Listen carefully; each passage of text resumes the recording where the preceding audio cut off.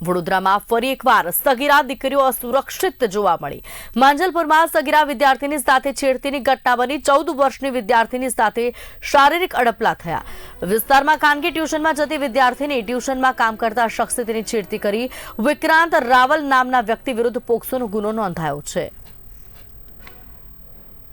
Manjalpur police સ્ટેશનમાં ભારતીય ન્યાય સંહિતાની કલમ 74-75(2) અને પોક્સો એક્ટની કલમ 8 મુજબ એક ગુનો નોંધવામાં આવેલો છે।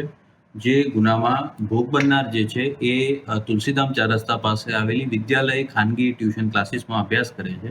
જે ક્લાસીસમાં વહીવટી કામ કરતા વિક્રાંત નીતિનભાઈ રાવળ નામના આરોપીએ ભોગ બનનારને એકલા એક રૂમમાં બોલાવીને ત્યાં એની સાથે શારીરિક અડપલા કરેલા એવો આક્ષેપ છે।